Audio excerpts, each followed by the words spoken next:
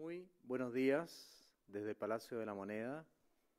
Vamos a dar cuenta de las cifras del día con respecto a la pandemia de coronavirus. Quiero agradecer, como siempre, la participación y apoyo de los canales de televisión que en forma voluntaria se unen a esta red, y agradecer también a las radios de Chile, Archi, No Archi, y a los canales regionales. Agradezco también a los periodistas presentes que nos harán las preguntas correspondientes. Seguimos avanzando paso a paso, como hemos dicho. Gabriela Mistral siempre recordaba, decía que en este nuevo día que nos concede el Señor, que nos llegue una parte de la alegría y que consigamos ser mejor. Yo creo que eso es un mensaje muy hermoso para todos los chilenos. La variación de los nuevos casos a nivel nacional ha disminuido en un menos 17% en 7 días, menos 17%, y menos 33% en 14 días. Y lo más positivo de hoy día, que lo quisiera destacar, es que el examen PCR, la positividad de los exámenes de PCR, ha llegado al 13% a nivel nacional, promedio, con algunas regiones muy por debajo del 10%. Tenemos también que anunciar que el día de mañana vamos a comunicar o lanzar oficialmente el programa Paso a Paso Nos Cuidamos. Paso a paso levantemos Chile. Se hará mañana domingo aquí en La Moneda. Tengo con nosotros al ministro de Ciencias, Andrés Kub, y a la doctora Valenzuela, representante del Comité de Vacunas Coronavirus. Le quiero solicitar al ministro de Ciencias que nos dé algunas noticias sobre los avances en la estrategia para la vacuna contra el coronavirus COVID-19. Ministro Kub. Muchas gracias, ministro. Muy buenos días. Quiero referirme brevemente a la Estrategia Nacional para una vacuna COVID-19. Esto en el marco de la emergencia global producida por la pandemia y en una estrategia que estamos liderando desde el Ministerio de Ciencia. A través de este esfuerzo de una estrategia nacional para una vacuna coronavirus, queremos garantizar el suministro oportuno y equitativo de una vacuna que sea segura y que sea efectiva. Esta estrategia está basada en el talento, la capacidad y la experiencia de nuestra comunidad científica en la realización de ensayos clínicos colaborativos. Por lo tanto, la estrategia se basa en buscar alianzas internacionales para realizar estudios clínicos de fase 3, es decir, aquellos ensayos que ya hayan pasado la fase 1 y 2 que se concentran en aspectos de seguridad.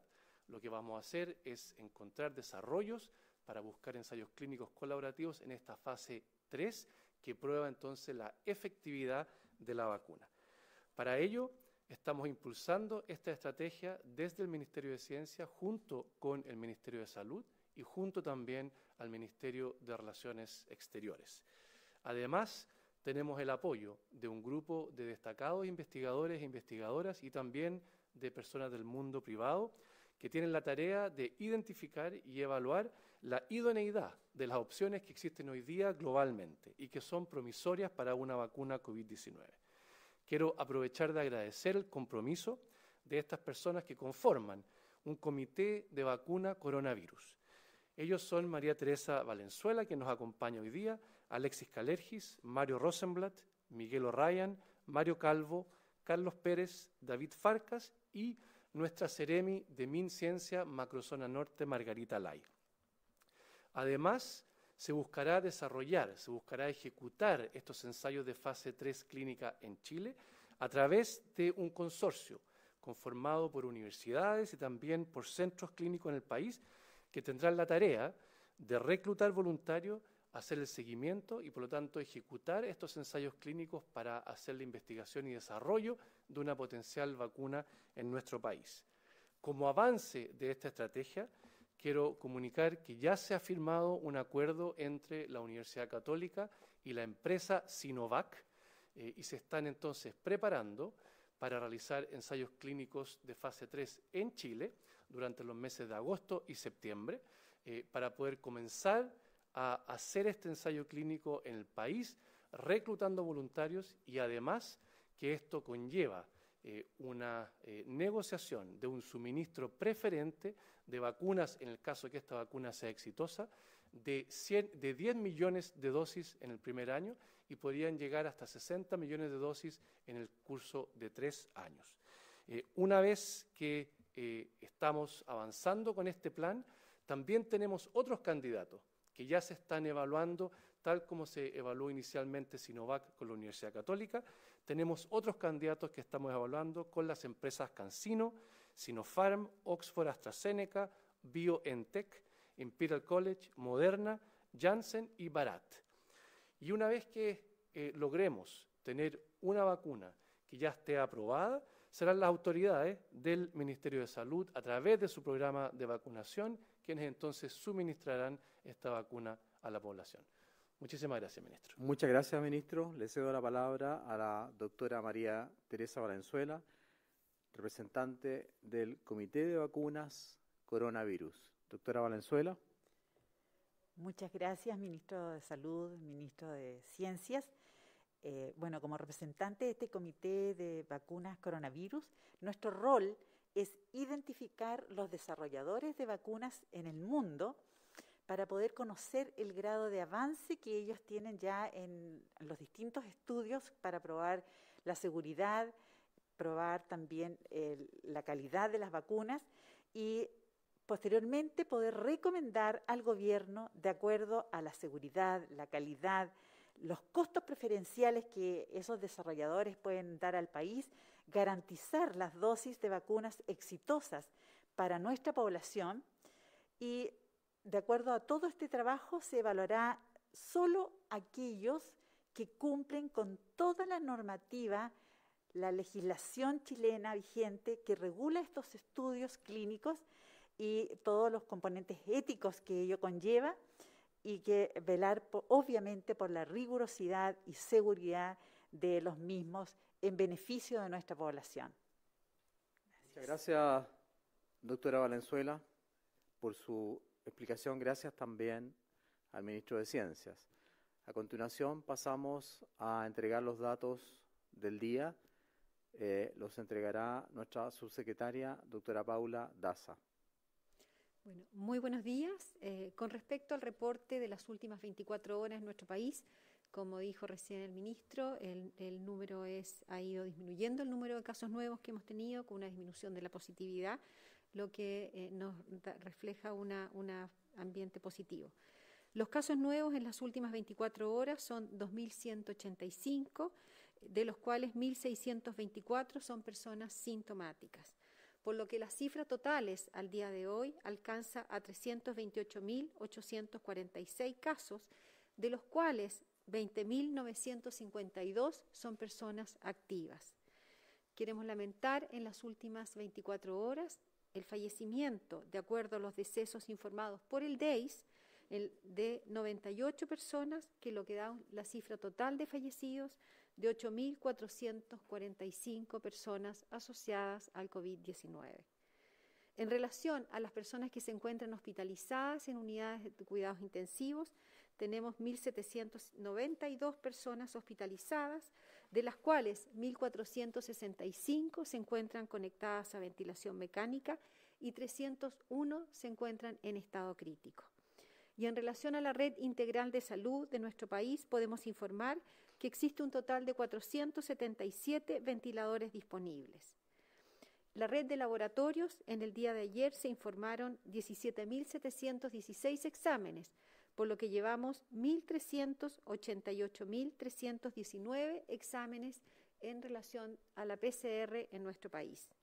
Y finalmente, con respecto a un pilar fundamental en la estrategia de testeo, trazabilidad y aislamiento, que son las residencias sanitarias, informamos que tenemos 158 recintos de hospedaje para todas aquellas personas que requieren aislarse y no pueden realizar un aislamiento efectivo en su casa.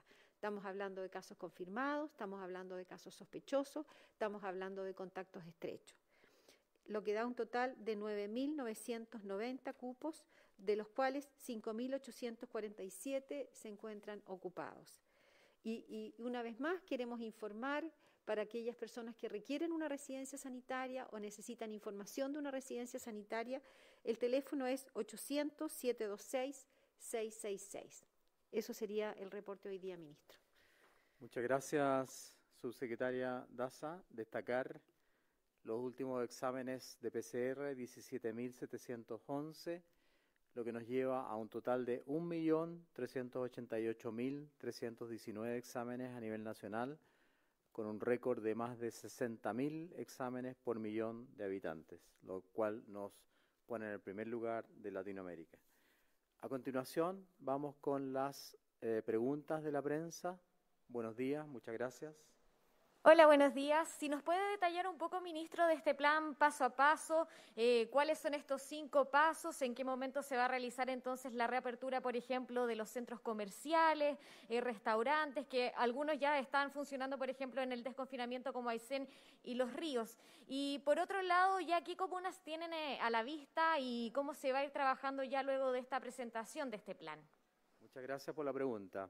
Le doy la palabra a la subsecretaria de Salud Pública, doctora Paula Daza. Bueno, con respecto al plan paso a paso que hemos llamado, primero que nada contarles que lo hemos estado sociabilizando con distintos actores de nuestro país. Lo hemos socializado con el Consejo Asesor, donde que hemos recibido una serie de sugerencias, que las voy a comentar en un momento.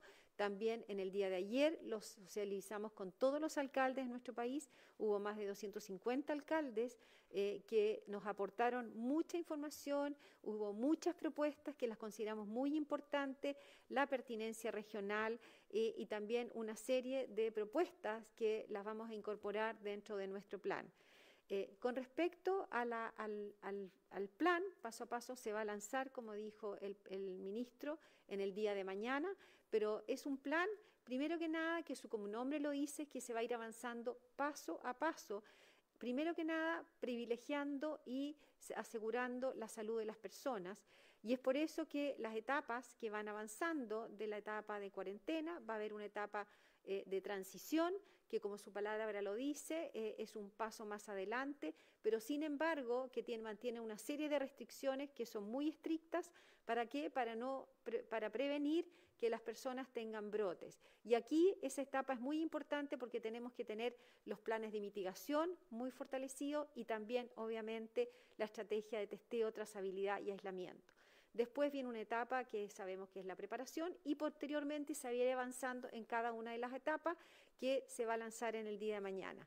Cada una de estas etapas está en base a las variables de riesgo, es decir, efectivamente, en la medida que vamos avanzando y que las personas van teniendo más libertades, obviamente el riesgo aumenta y por lo tanto los parámetros, es decir, que los indicadores que vamos a medir también tienen que ser más estrictos.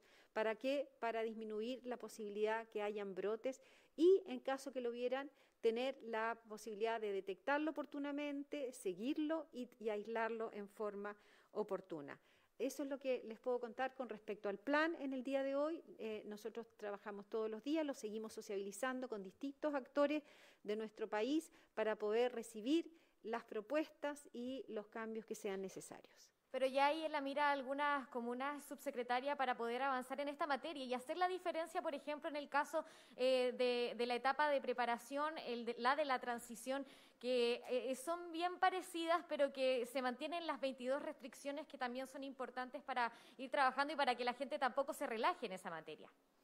Bueno, con respecto a eso, la verdad que la etapa de esa transición mantiene una serie de medidas muy estrictas y es por eso que también tenemos que ir mirando aquellas comunas que efectivamente pueden entrar en esta etapa de transición, pero también tener los otros elementos que yo me referí de mitigación y también los elementos de testeo, trazabilidad, aislamiento efectivo y que las personas efectivamente estén capacitadas y también con la comunicación efectiva para poder mantener todas aquellas medidas que son fundamentales. Es una etapa que va a dar más libertad, las personas van a poder salir, van a poder ir a trabajar, pero van a tener que mantener una serie de medidas muy estrictas para evitar que haya un brote o efectivamente aumente el número de casos en esa comuna.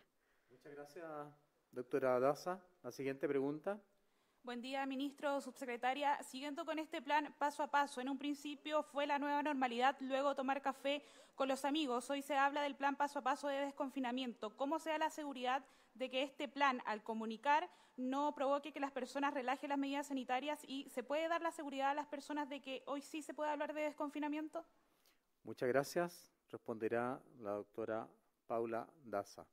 Nosotros estamos hablando de un plan que se llama Paso a Paso y así como su nombre lo dice, es un plan que va a ir avanzando de una manera progresiva, paulatina, en base a las variables de riesgo de cada una de las etapas. Y es por eso que efectivamente, como recién lo dije, en la medida que el plan va avanzando, existe mayor riesgo y por lo tanto los parámetros tienen que ser más rigurosos y más estrictos del punto de vista de la salud pública. Estamos hablando de los parámetros epidemiológicos, estamos hablando de la trazabilidad. Y aquí es muy importante efectivamente ir mirando el comportamiento de la ciudadanía, pero tenemos que ir dando pequeñas señales en la medida que vamos viendo que efectivamente las medidas de salud pública van mejorando. Y por eso el plan se llama Paso a Paso. ¿Y qué significa? Que si es necesario retroceder, vamos a retroceder. Si es necesario avanzar, vamos a seguir avanzando.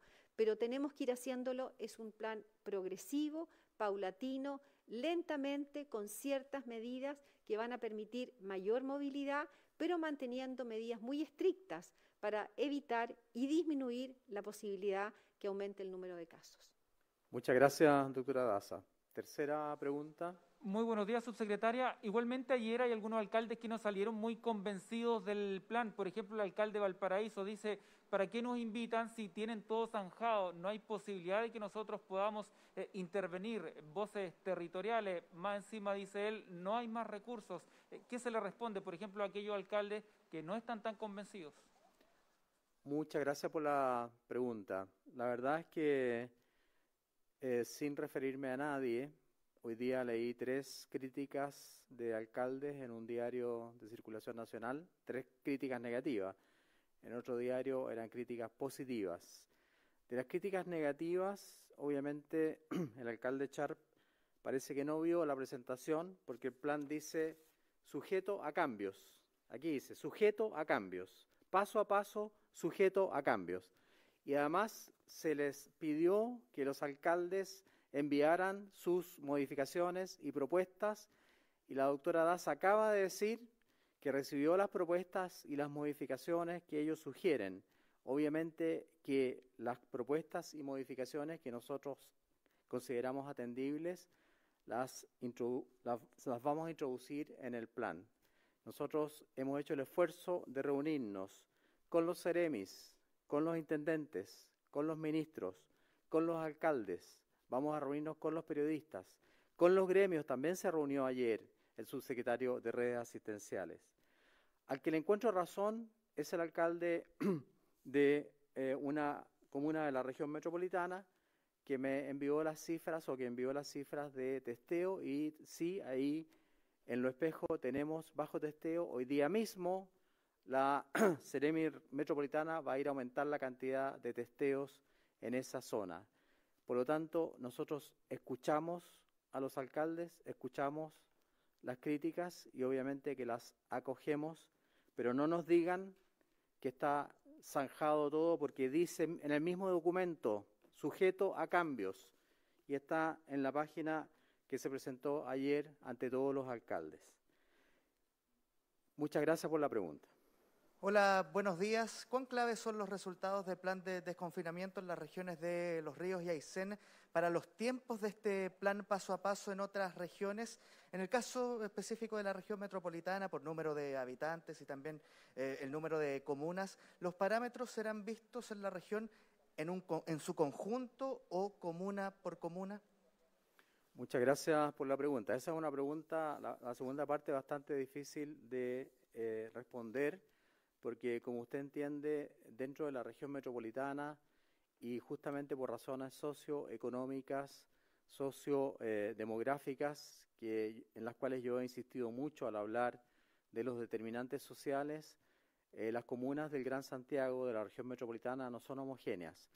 A mí me gustaría, y lo he dicho en varias entrevistas, que ojalá tuviéramos un manejo homogéneo de todas las comunas, pero la región metropolitana en general ha tenido una reducción muy importante en el número de casos, más del 40% de reducción, y esperamos obviamente que si vamos avanzando en este programa paso a paso, podamos incorporar a la mayor cantidad de comunas, tomando en cuenta obviamente todos los riesgos que ha destacado la doctora Daza y estar dispuestos a volver atrás. Con respecto a los ríos y a la región de Aysén, con mucho agrado nosotros estamos siguiendo día a día los casos que se presentan. De hecho, ayer me reuní con la región de Aysén, con la Mesa Social COVID-19 de Aysén y con un grupo de coordinadora de Aysén para dar respuesta a todas las dudas. Y el 18 de julio hay 0 casos nuevos en Aysén, 0 casos nuevos. Y los casos que fueron confirmados antes están todos ya identificados. Son 8 pacientes del centro penitenciario de Aysén y están todos obviamente cumpliendo su confinamiento o su cuarentena. En el caso de los ríos, que durante el día 17 de julio tuvimos 24 casos, el día 18 de julio tenemos 5 casos. Una persona de 39 años está en su hogar, una segunda persona de 19 años en residencia sanitaria, una persona de 27 años en residencia sanitaria y 2 personas de 48 y 44 años en el hogar. ¿Por qué lo nombro con detalle? Porque esto indica que estamos haciendo la trazabilidad y el aislamiento de las personas que nosotros identificamos. Y quiero agradecer a nuestras Ceremis a lo largo de todo Chile, todas las Ceremis y los Ceremis que están cumpliendo este trabajo con mucho sacrificio, sábado y domingo trabajando para cumplir con el plan de trazabilidad, aislamiento que nos hemos fijado como una tarea indispensable para el control del coronavirus. Muchas gracias. Muy buenos días, ministro, y a todos los participantes. Preguntarle respecto a este plan de vacunas, conocer un poco cuándo va a comenzar este reclutamiento para personas y cómo se podrá postular estas 3.000 personas para recibir esta vacuna, y también consultarle respecto a esta normativa que exige el ingreso de esta vacuna, si nos puede explicar un poquito de qué se trataría para que la vacuna pueda ingresar al país. Y en otra materia preguntarle a usted, ministro, respecto a este cambio de metodología con las cifras del Departamento de Estadísticas, y de acuerdo al último informe epidemiológico del 13 de julio se dio cuenta sobre más decesos a los informados durante la jornada de ayer. Se informaron, sumando los 98 decesos de ayer, 8.362, y ayer se informaron realmente 8.347. ¿Por qué se da esta diferencia en el número de decesos informados por el Ministerio de Salud? Muchas gracias por la pregunta. El tema del DEIS lo contestará la doctora Daza y después le daré la palabra al ministro de Ciencias para el tema de las vacunas. Bueno, con respecto a los datos que informa el informe epidemiológico y el reporte diario, que ambos vienen de la misma fuente, que son, como hemos dicho, del DEIS, el departamento, van a ser distintos por 2 motivos. Uno, primero que nada, el informe epidemiológico son 2 veces por semana y la razón principal es la fecha y hora de corte de cada uno de los informes. Por ejemplo, los informes del DEIS del día martes son los datos que se ven reflejados hasta el día sábado. Lo que vamos a ver en el informe de hoy día del DEIS, que va a salir durante la tarde, son los datos que se cortan el día jueves. Por lo tanto, no solamente van a haber siempre una diferencia entre el informe diario y el informe del DEIS, debido principalmente a las horas y las fechas de corte. Lo importante es que esto se va a ir efectivamente en el largo plazo, efectivamente los datos van a ir concurriendo cada vez más, pero siempre va a haber una pequeña diferencia, por lo que nosotros estamos tratando de informar diariamente para darle información a las personas, y también el informe epidemiológico, que son 2 veces por semana. Muchas gracias, doctora Daza. Sí, es doctor también. Ministro Kub. Muchas gracias, sí. Primero, recordar que en nuestra normativa vigente es el Instituto de Salud Pública, el ISP, quien finalmente debe dar la autorización para que se realice un ensayo de fase 3 en Chile. Por lo tanto, en nuestro marco regulatorio es el ISP quien debe autorizar, y cada uno de las universidades o los centros clínicos que desea desarrollar un ensayo fase 3 en Chile tiene que solicitar esa autorización entonces al Instituto de Salud Pública. Respecto a los voluntarios, en el caso, por ejemplo, del proyecto de la Universidad Católica con Sinovac, será la Universidad Católica quien estará encargada de reclutar a los voluntarios según criterios de admisibilidad, y eso se avisará oportunamente para que aquellos voluntarios entonces puedan participar de este ensayo clínico. Muchas gracias. Gracias, ministro Kub. Gracias, doctora Valenzuela, doctora Daza. Muchas gracias a nuestro equipo técnico de La Moneda Comunicacional. Y con esto terminamos el informe del día. Que tengan un buen fin de semana.